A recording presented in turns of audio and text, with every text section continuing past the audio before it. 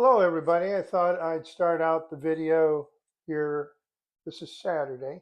Normally I have a life skills class, but this is Jasmine, our household dog, and she is going to be 6 years old in April, and we certainly love her, and we wanted you to be introduced to her rather. So I want to tell you a little bit of story about myself. I know a lot of you have been looking at the videos that I have on YouTube and Instagram and TikTok and so on. But I do have a story, and I thought I'd tell my story so you can have a little understanding of, there you go, Jan, of why I do what I do, and if I do have any credibility, that there is some history in my life that allows me to have some experience. So I grew up in a small town. We'll get started here in Wilson, New York. It's upstate New York. And Lake Ontario was a farm town, and it was about 1,100 people. And my mom and dad, they were ordinary parents. They were married 62 years, and I saw them go through a lot of difficult times. And sometimes my home was like a war zone. I didn't know if they'd survive in the marriage or not, but they did. And their latter years in life were the best I saw when all the kids were grown and everybody was out of the house. I was the baby. I have a twin sister, and I went to high school there, elementary school, middle school, high school in Wilson, New York. We were at the time when I was in school a AAA school. We had what they called Regents exams. So they were state exams given for our, I guess, elevation level in terms of where we were on the criteria of education.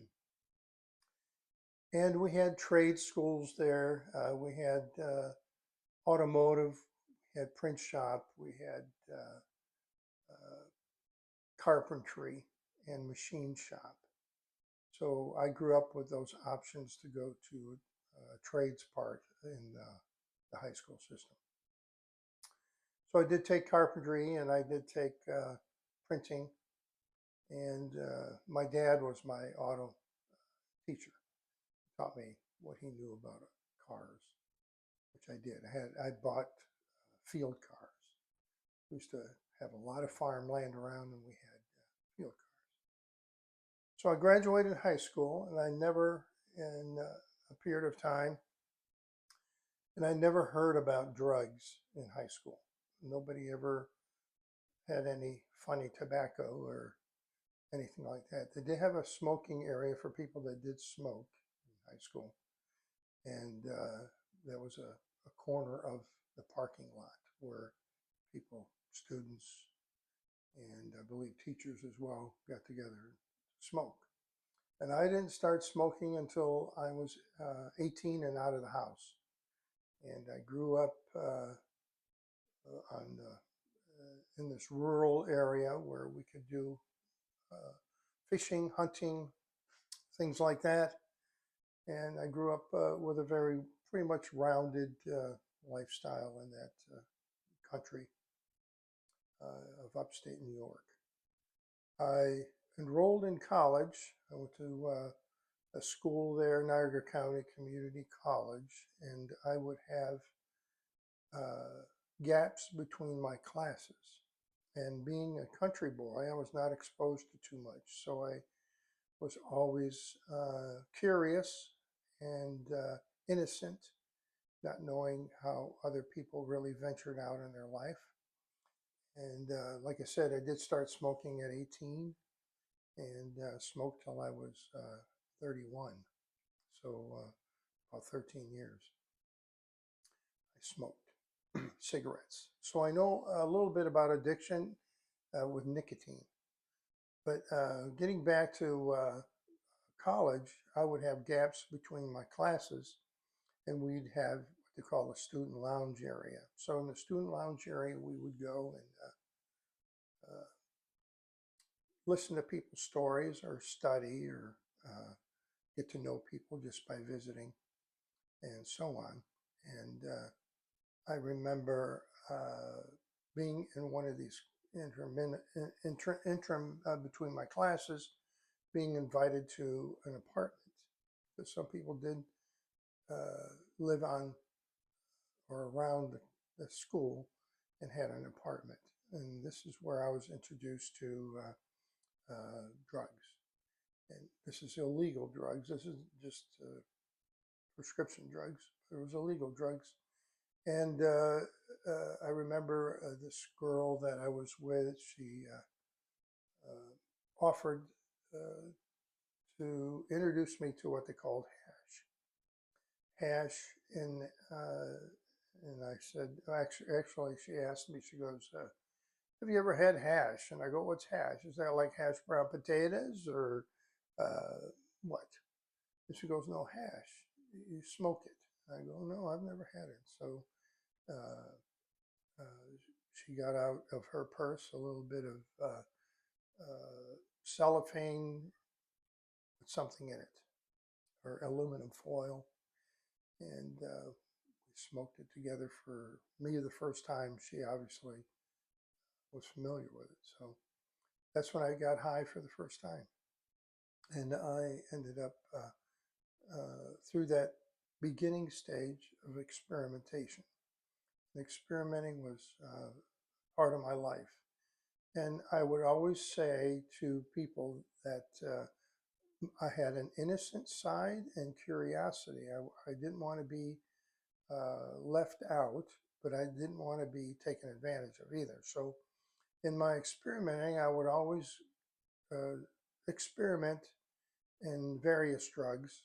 And again, in my day, there was what they call black beauties and THC, uh, crossroads, and there were other people that did hard drugs, shooting up drugs and things like that. And I was exposed to it all, but never did do any shooting up stuff.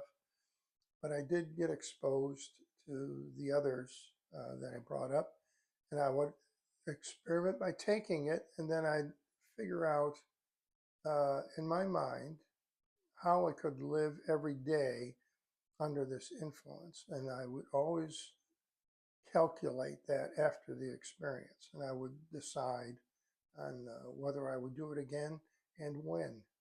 So I wasn't educated in it in any way.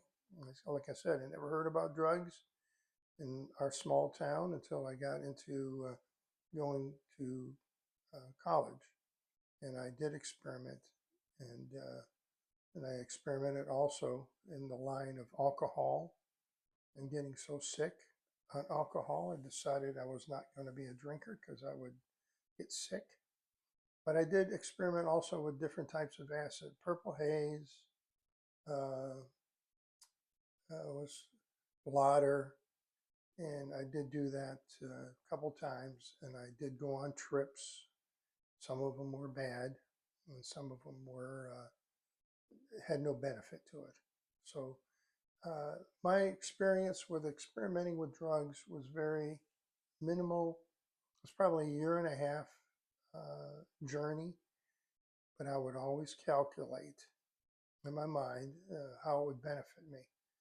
Most of it wouldn't benefit me. So I came up with a conclusion of saying, no, I don't think I'm going to be addicted to anything other than what I told you earlier about when I started smoking cigarettes. So I ended up being addicted to nicotine. And nicotine is a drug, and it is very hard. Those of you that smoke cigarettes, you know that it's difficult to get off of. So I have not been a perfect person, yet I'm a minister of the gospel of Jesus Christ. And that happened to me when I got born again. March 22nd, 1977 is when Greg Beluso gave his life to the Lord Jesus. But I'm glad I had the experiences, because what it did was bring me into lives of people that have made mistakes, and it's mostly because of addiction, whether it was alcohol, prescription drugs, illegal drugs, and it put them in the system of jail, uh, state prison, federal prison, and so on. So I always had a concern for these men and women that were incarcerated, and I wanted to help them with some kind of a looking forward curriculum to help them think different, to see their way out, and to be able to have a lifestyle through somebody that did experiment. Well, I was never an addict, I would tell them. The only thing I was addicted to was nicotine, and everyone could relate to that. So they would say if I was a smoker, I was addicted to something, which I was. And I'll tell you in my next video after how I quit.